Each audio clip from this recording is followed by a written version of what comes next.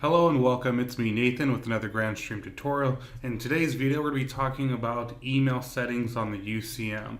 Now for me this is one of the most crucial settings that you can configure, especially when you're doing a fresh install on a PBX, because without setting up the email you lose out on a lot of functions. One of them is voicemail to email for extensions, or any other voicemail to email function that also works in a subcategory of extensions like voicemail group extensions and so on. You also have the privilege of taking advantage of fax to email, as well as email to fax settings on our PBX, which comes in handy. If you want to have email notification for system logs, this is once again a crucial function that needs to be set up after you configure the email settings on your system. But above all else, you cannot reset your password if you don't do this. So if you're looking for that line of safety for a password reset function on our PBX, that is a no-go unless you configure your email settings on the PBX. Now I know you may be wondering, why do we have to do this on the PBX? Put simply, if you don't do this, our PBX won't be able to use a given email account so it can send emails. Now, it's not necessary for you to actually have a separate email account in order for our PBX to send emails. Doing this is called MTA, and this is relying upon the UCM's built-in email function to actually send an outgoing email. The problem with this is that for most email providers, an email coming from the MTA function looks malicious and will oftentimes be blocked. So my favorite method is just using a Gmail account, configuring that sub account onto our PBX so that we can use that sub account to actually send those emails for our PBX. So with that being said, let's go ahead and set up our email account. For the setup, I will be using Gmail, so you'll learn how to do all the Gmail ports and settings. Now with every different email provider, whether it's Gmail or Office 365, they may all have different ports and different settings to them, but at least you could use Gmail as a good example. And just seeing how this is done, it will also help you on other email services that you may not know how to configure. So with that being said, let's go ahead to System Settings. We're going to click on Email Settings. And as you can see, it's in the default, the MTA type, which may or may not work. However, I'm just going to go with what I know works. I'm going to use a client. Now for Gmail, I will be using TLS and having that enabled because it is required by Gmail. The email format, you can do either HTML or in plain text. That's up to you. It should work either way. For email server, you will be using smtp.gmail.com.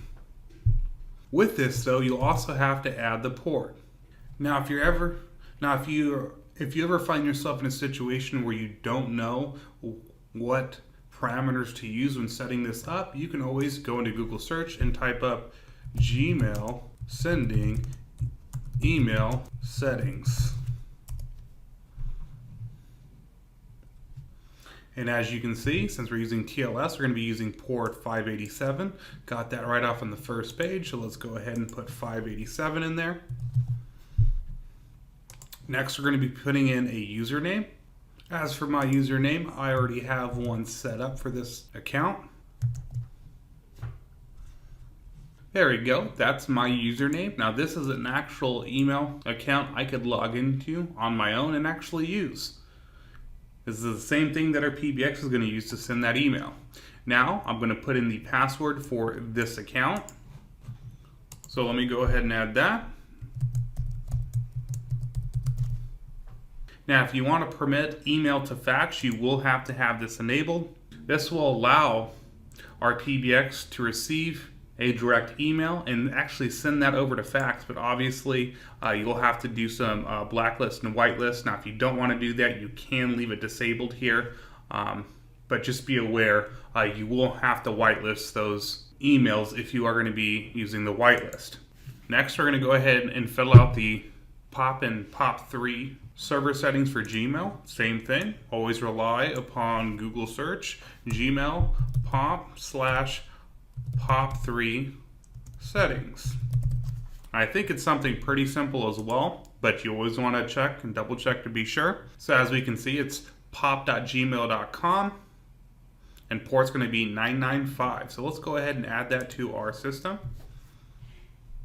pop.gmail.com :995. Oops, I'm sorry. We're going to actually add that below. So unlike the SMTP server option, we'll add that right here, 995.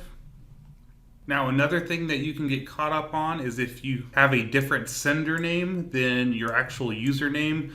Some email services might not like that or allow that. It does look slightly malicious, but there is a way to allow that to have a different header. It will be on your Gmail settings.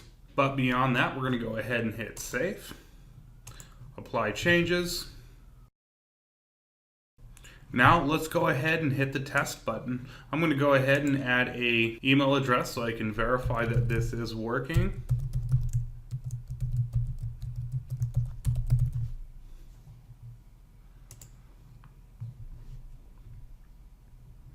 Now we will have to wait for this portion because it does kind of take a little bit. Just make sure that you refresh the page from time to time and go back to that email send log, and you'll actually see if you get a deferred message. So as you can see, the email that I had just tested right now, I ended up getting a deferred message, and it's 535 5.7.8. Now I'm very familiar with that message. And this is part of why I'm showing you this tutorial, because it's one of the most common things that I have come up with a lot of the client email setups, and that's not allowing third-party devices to send email. Now, in order to make this change, it will be on the email client side, so I will have to log in with this username and then make this setting change. So let's go ahead and do that. We're going to go ahead and open up a new tab. From there, we're actually going to edit our Gmail account, and right now I'm using my company's Gmail account, so I'm going to switch over to the account. This is important, to the one that we have the UCM set up on. So that's going to be that Sharp's UCM 1991 PBX. Now that I'm logged in with that PBX, I'm going to go ahead and click on the icon and click on Manage Your Google Account.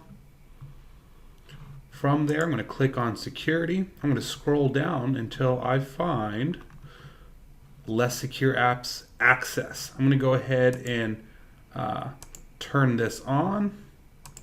And what this will do is will allow that UCM to access this account to send those emails. Without doing this, it will not work. So with this enabled, let's go ahead and go back to the UCM and now test. So let's go to the bottom of the page, send to the email. Now I did clear out some of the other emails so I didn't have to blur them off screen, just so we can have a little clean slate here. But I'm going to send it to the same email. Alright, and if everything is done correct, we should see a 250 send. So let's go ahead and hit test. Now obviously it's going to take a little bit of time. We're going to have to wait on it.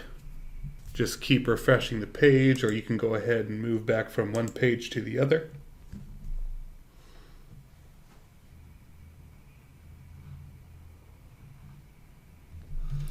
All right, and as you can see, we got the return code of 250. That means it is now successful. And this is how you officially set up email. Now, if you had just barely enabled the allow third parties to send emails with your email account, and you did that right away while running a test, there is a chance that you can still get a deferred message. You just might have to give it a little time before it's recognized on Gmail's end that it's okay to do that.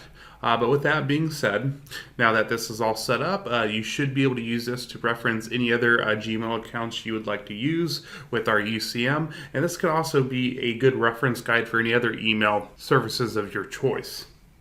But now that you know how to set up the email on the UCM, you are free to enjoy all the other cool features that come with it, like voicemail to email, fax to email, and all the other great stuff that we do have on this PBX.